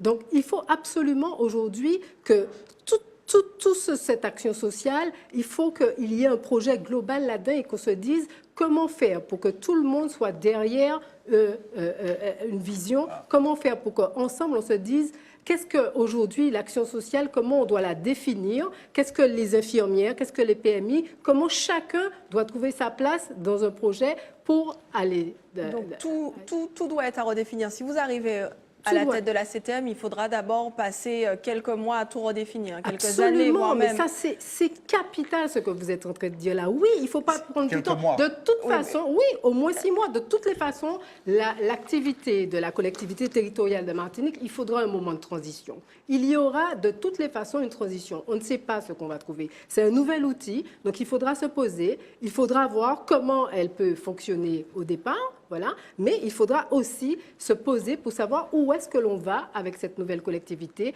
En transversalité, il ne faut plus poser les problèmes. C'est-à-dire que l'action sociale ne doit pas être déconnectée de Gardez un peu de temps de parole voilà. pour la suite. Ghislaine Johan-Charnot, parce que l'idée aussi, c'est de comprendre et d'éclairer les lecteurs sur vos différences de vision autour de ce plateau. Vous, en matière de politique sociale, quelle est votre vision et en quoi elle se distingue de celle évoquée par les autres personnes Si vous présentes voulez ici. développer de l'activité économique, de l'activité de production ou d'activité sociale, personne n'est contre autour de la table. La question est de savoir qui paye, où on prend l'argent. C'est ça le vrai problème, où on prend l'argent. Et aujourd'hui, ce n'est pas les gens qui touchent 540 € qui peuvent faire quelque chose. Mais par contre, ceux qui exploitent ceux qui travaillent et qui touchent 600, 700, 800, 1200, 2000, 3000 euros, c'est ceux-là qui peuvent faire quelque chose. Et donc le vrai problème dans la société dans laquelle nous vivons, cette société-là, c'est cette société qui roule pour le profit et qui permet qu'il y ait des dizaines de milliers de gens qui n'aient pour vivre que 300, 400, 500 euros. Qu'est-ce qu'on fait pour changer ça? C'est ça le problème qui est posé. Ce n'est pas le problème de vivre ensemble, ce n'est pas le problème des infirmières, ce n'est pas le problème des assistantes sociales. Les assistantes sociales, les infirmières, elles savent ce qui manque. Elles n'ont pas d'argent, elles n'ont pas les moyens. Alors, est-ce que l'État va financer ces activités sociales qui sont absolument nécessaires et va payer correctement les professionnels, ou est-ce que l'État va donner de l'argent gratuitement à ceux qui en ont déjà, soi-disant pour développer l'emploi? C'est ça le problème qui est posé. Et le problème qui est posé, c'est que la politique de M. Hollande, comme la politique de M. Sarkozy avant, c'était la même politique avec toute une série de dispositifs sur lesquels ils n'ont pas fait de bilan et qui produit les mêmes résultats. Parce que Hollande comme Sarkozy défendent la même classe sociale, la classe sociale des gros patrons, des gros capitalistes. Et si on veut qu'il y ait développement d'activités allant dans le sens des intérêts de la population, eh bien, il faut les développer, mais il faut savoir où on prend l'argent. Alors, est-ce qu'on est d'accord à imposer davantage les gros capitalistes ou pas? C'est ça le problème. Ou est-ce qu'on veut faire la population payer? Ou est-ce qu'on raconte des histoires à la population pour qu'elle espère qu'il y aura un changement et elle ne voit pas le changement venir? Donc, moi, je dis, je ne vais pas créer des emplois pour la population parce que ce n'est pas mon rôle. Mais mon rôle, avec des travailleurs, avec des chômeurs, c'est de nous battre. Et effectivement, pour que les capitalistes mettent de l'argent là où il faut se battre. Si on ne se bat pas, ils ne vont pas céder. Ils ne vont rien donner. C'est ça le problème. Et on a un État qui est au service des capitalistes. On a un gouvernement qui est au service des capitalistes. Donc, si on veut que quelque chose change, il faut dire où on veut aller. On veut, justement, aller vers l'interdiction des licenciements, la répartition du travail entre tous. On veut aller vers la revalorisation des pensions, des salaires, des allocations et leur indexation sur l'augmentation du coût de la vie. Et comme on nous raconte tout le temps qu'il n'y a pas d'argent, on n'a pas d'argent, etc., même si on a le coffre bien plein, eh bien, on veut l'abolition du secret des affaires, du secret bancaire. Et à ce moment, on verrait que l'argent, on verrait où se trouve l'argent et on verrait qu'il y aurait largement de quoi financer tout ce qu'on dit autour de la table. Serge Letchimy, est-ce qu'une des réponses à cette situation de précarité, notamment pour une part de cette population qui sont les personnes âgées, est-ce que ça peut passer, comme l'a dit Mme Arnaud, à une revalorisation des pensions de retraite? Je vous fais mes réponses. Je voulais corriger une erreur de Yann Monplaisir. Le plan de relance, ce n'est pas 80 millions, c'est 230 millions. Ceci étant dit, l'action sociale est fondamentale pour accompagner tout le monde tout au long de la vie. C'est pour cela que d'ailleurs que le département a environ 2/3 de son budget sous l'action sociale. En ce qui me concerne, il faut garantir aux familles martiniquaises tout ce dont ils bénéficient, y compris les personnes... Est-ce que cette future collectivité aura les moyens de le faire? Absolument, parce que ce sont les recettes d'aujourd'hui qui sont transférées dans la collectivité demain. Ce qui veut dire qu'il ne faut pas effrayer les gens. Les aides, la PAH, tout ça seront versés normalement. Et il faut poursuivre cela. Parce que vous avez plusieurs niveaux. Le premier niveau, ce sont ceux qui sont dans la précarité et le chômage. Beaucoup de personnes sont dans cette difficulté. Donc il faut les accompagner. Et je ne considère pas, Nathalie, que quelqu'un qui touche le RSA, c'est un assisté. Le RSA, c'est exactement le RMI qui a 2 niveaux. Un niveau socle pour permettre à quelqu'un d'avoir un minimum vital. Comment vous pouvez empêcher à quelqu'un d'avoir ce minimum vital? Et deuxièmement, il y a le RSA qui accompagne ceux qui ont des bas revenus et qui complètent le revenu. Je considère qu'il faut absolument surtout développer ce qu'on appelle toutes les politiques d'insertion. Actuellement, il y a 5000 jeunes qui sont en activité grâce à des politiques d'insertion. Vous pouvez dire que c'est de la précarité, mais au moins, il y a travaillé pendant 2-3 ans. Et ensuite, je n'ai jamais vu dans une collectivité un emploi jeune ne pas être maintenu. Ça ne veut pas dire qu'il faut rester dans la précarité. Deuxième chose, ce sont les personnes âgées. Aujourd'hui, nous avons une population qui vieillit et 30% de la population d'ici 2030 aura plus de 60 ans. Donc on a un vrai problème. Et ce qui se passe aujourd'hui, vous avez raison, on a une dynamique EHPAD. Ce n'est pas qu'il ne faut pas faire des EHPAD, notamment pour les personnes qui ne peuvent pas aller ailleurs. Mais ce n'est pas normal que les Martiniquais soient dans une stratégie de mettre tous leurs parents, papa, maman, à l'EHPAD. Il faut qu'on revienne à une pratique de relation familiale et que son papa et sa maman qui est âgé, qu'on puisse garder. C'est pour ça que nous voulons développer une pratique généralisée de maintien à domicile. C'est dans notre programme. La dernière chose, ça concerne les jeunes, notamment, c'est très important. Aujourd'hui, nous avons l'obligation d'avoir une banque de stage pour permettre à ces jeunes d'aller à l'apprentissage, parce que c'est très difficile d'obtenir des contrats d'alternance et des contrats d'apprentissage, et d'améliorer l'accès à l'apprentissage par des entreprises. C'est un gros boulot à faire pour n'ignorer et n'oublier personne. Mais je pense qu'il faut sortir d'un discours surréaliste qui consisterait à dire qu'on peut passer par des aides directes ou encore on ignore qu'il y a le minimum vital qu'il faut assurer à quelqu'un. Et dernière chose, il faut absolument que les entreprises soient dans cette dynamique-là. Il faut évaluer, toujours évaluer. C'est ça qui manque ici, c'est l'évaluation de ces politiques-là. Qu'est-ce qu'elles donnent? Comment, sur le terrain, on voit comment... Je persiste et je signe. Il y a eu 2 plans de relance. Le premier plan de relance de la région portait sur 80 millions d'euros, d'où la nécessité d'en lancer un deuxième. Ensuite, moi, si vous voulez, la situation... Je sais bien, nous sommes tous atterrés quand nous constatons ce que nous constatons en allant, pour certains peut-être plus récemment, mais ceux qui sont dans le quotidien, et vous, madame, en particulier, qui êtes à l'hôpital, nous savons bien quelle est la situation de nos compatriotes. Et quand nous ne le savons pas, quelquefois, l'actualité nous la montre. Ce n'est pas tolérable, des gens qui ont travaillé toute leur vie dans l'agriculture, qui perçoivent des retraites de misère. Et c'est vrai que les gens qui perçoivent le RSA, je sais très bien pour les voir, parce que j'en reçois beaucoup, qui cherchent du travail. Ce n'est pas une situation satisfaisante pour eux, ce n'est pas ce qu'ils cherchent. Donc il ne faut pas, je dirais, stigmatiser ceux qui sont contraints à vivre cette vie-là. Il faut au contraire veiller à ce que les choses s'améliorent. Je l'ai rappelé, l'écart s'est creusé au cours des 30 dernières années. Je l'ai rappelé aussi, si on veut résoudre une partie du problème, il faut mettre plus de gens au travail. Et donc il faut créer plus d'activités. Donc effectivement, vous avez raison, monsieur Roma, il faut soutenir l'activité entrepreneuriale. Voilà la politique que nous voulons mener pour la Martinique pour répondre aux problèmes sociaux. Il faut faire très attention. Parmi toutes les choses, le Conseil général va continuer ses missions. Il faut faire très attention à l'APA, l'allocation pour les personnes âgées. Quand j'étais au Conseil général, l'APA a été votée, c'est M. Jospin. J'avais dit au président de l'époque du Conseil général de faire attention, qu'on nous demandait de faire un chèque en blanc, mais qu'il y aurait un moment où l'État ne verserait pas les sommes requises. On en est là, il faut être très vigilant là-dessus, et il faudra que l'État remplisse sa mission, parce qu'on ne peut pas demander à la collectivité de la Martinique de payer l'APA, alors que c'est une disposition qui est arrêtée, organisée, et qui relève de la responsabilité de l'État. Et donc voilà, moi je veillerai à ce que l'État remplisse sa mission.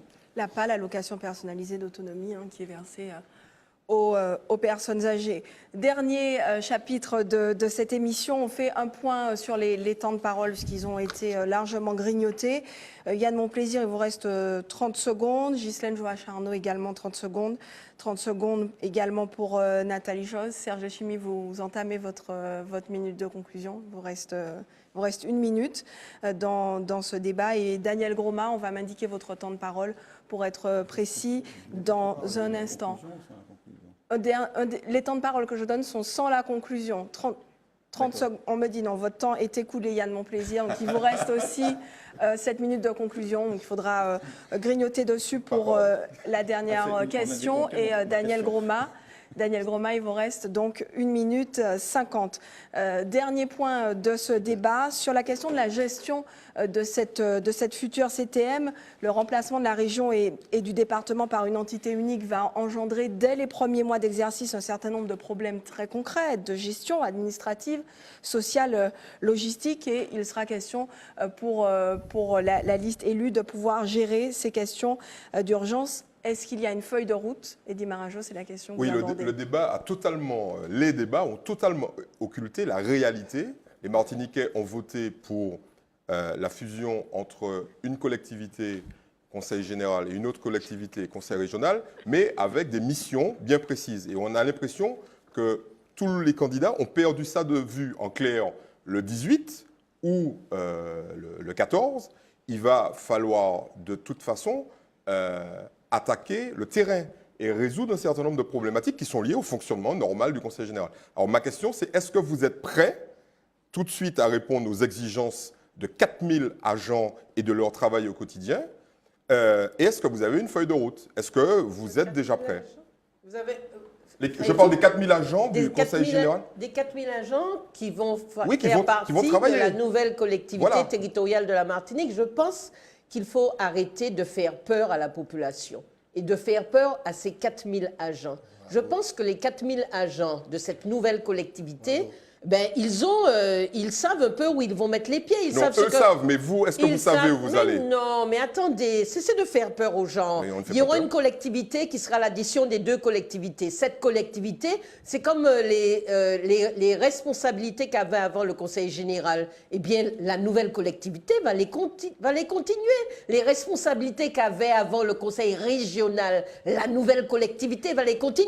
Les moyens dont disposeront cette nouvelle collectivité, eh bien, ils sont ce qu'ils sont, mais ils risquent d'être moindres parce que le gouvernement a décidé de faire des économies sur les collectivités. Donc, c'est ça qu'il faut dire à la population. C'est ça qu'il faut dire à la population. Je voudrais illustrer mon propos en vous informant peut-être, mais je suis sûr que vous le savez, mais en informant peut-être certains candidats, que par exemple le Conseil général a mis en place une politique de territorialisation avec la création dans différentes zones de la Martinique de maisons du Conseil général. Est-ce que tous les candidats le savent? Et est-ce que le jour où ils auront le pouvoir, ils ne vont pas découvrir ça? C'est ça ma question. Hein. Ben, par exemple, Monsieur Groma, attendez, vous êtes... Attendez. Oui, prenez la parole, il vous reste, c'est vous qui avez le plus de temps, donc allez-y. Est-ce que votre feuille de route, est prête? Je parle très peu. Non, c'est pour vous dire qu'il y a ce qu'on appelle un organigramme fonctionnel. J'arrive à la 7e de mai, je me place sur un organigramme fonctionnel. Avec qui fait quoi? Et puis, tout ce qu'il y a à faire, ça sont les 4000 personnes. Ce sont Il n'y aura des pas personnes... de doublons, tout le monde. Mais non, mais c'est 4000 professionnels. Chaque personne a son job à la région. On ne paye pas des gens pour ne rien faire à la région ou au département. Ce sont des gens qui ont un métier, qui sont formés pour. Ils ont la chance d'avoir le CNFPT pour les former. Ils sont formés pour faire un travail. Donc, ces gens-là n'ont pas à avoir peur. Et puis, certains candidats parlent de... J'ai entendu quelqu'un dire, oui, il y aura, ça va changer dès mon arrivée. Mais ce n'est pas ça. Ce sont des professionnels. Ils peuvent être licenciés, sauf pour faute grave. Par conséquent, ils vont faire leur travail.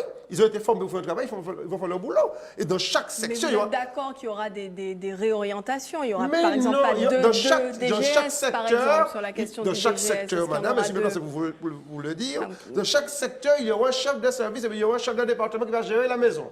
Et si c'est le côté personnes âgées, il y aura un service personnes âgées. Si le côté route, il y aura un chef de service de le côté route. Donc, par conséquent... ce n'était pas la question. La question, c'était, est-ce que vous, lorsque vous arrivez au pouvoir, vous savez ce que vous allez faire au quotidien d'ores et déjà? C'est ça ma question. Mais absolument, absolument, puisque vous avez...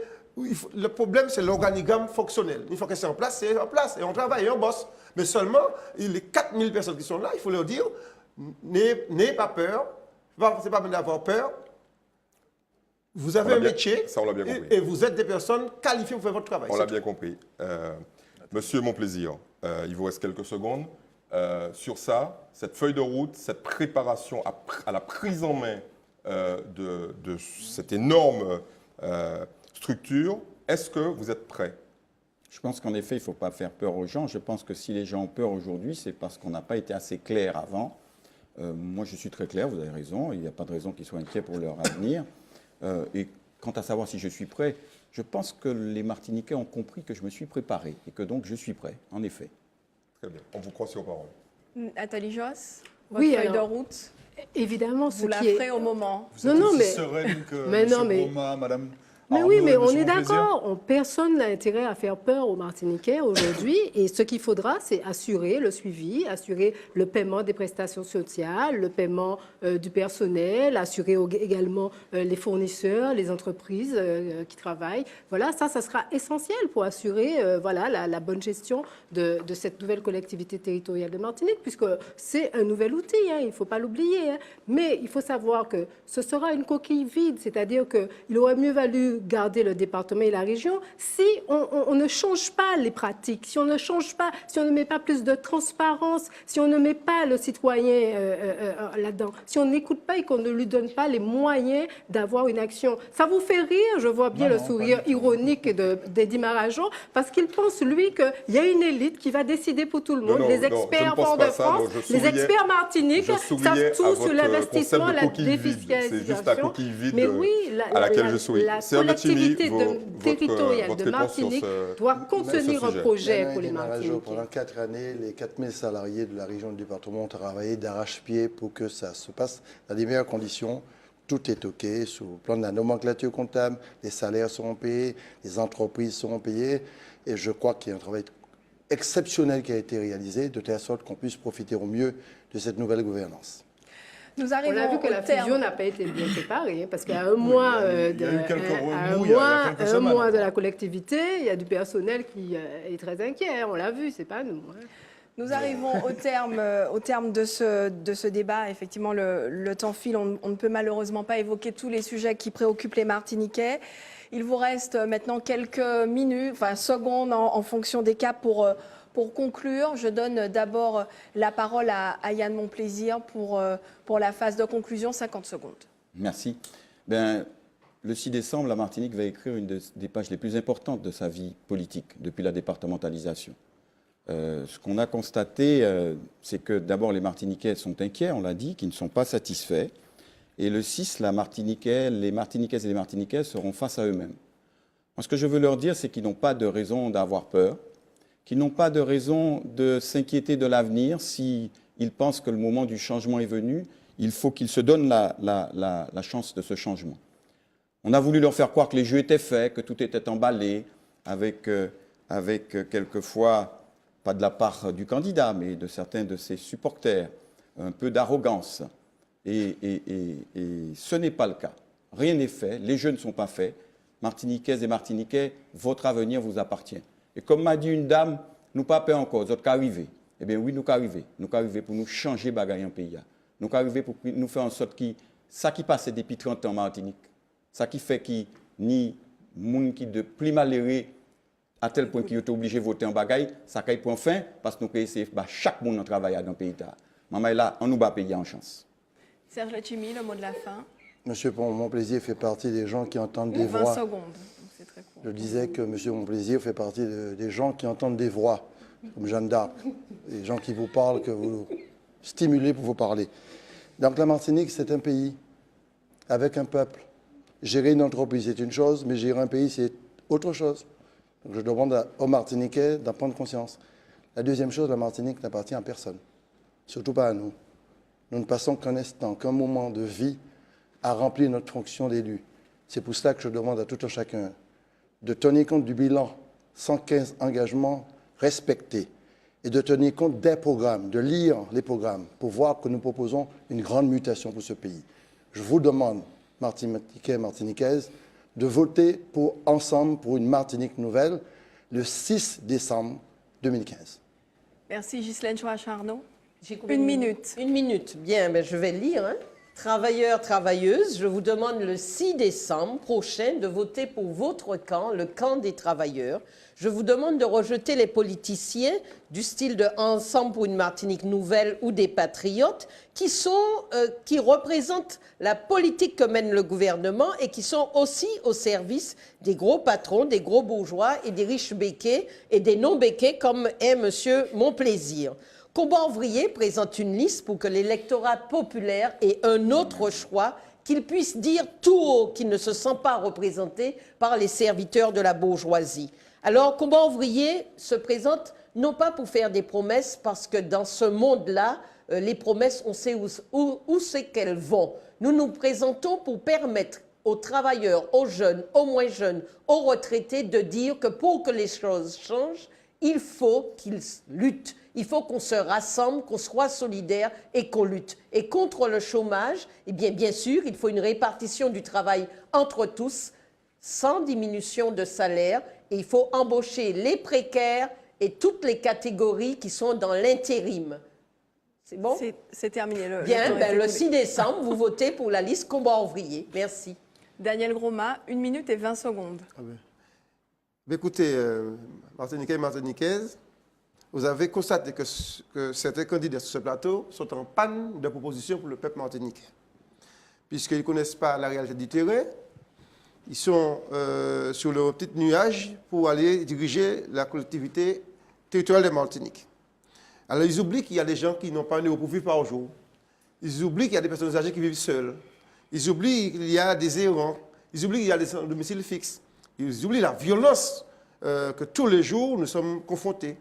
Et puis ils viennent chercher des voix parce que ça fait bien d'être le premier président de la collectivité territoriale de Martinique. Je pense que le 6 décembre, vous aurez à élire des responsables, des personnes qui sont en contact avec la réalité du terrain. Ne vous laissez pas duper par ces personnes parce que ce sont des bonnes paroles et il n'y a rien de concret. Aujourd'hui, le mouvement des travailleurs et populations de Martinique, fort de ces 35 années de lutte dans le social, est prêt à vous aider et à mener bataille pour qu'on vous sorte de cette précarité.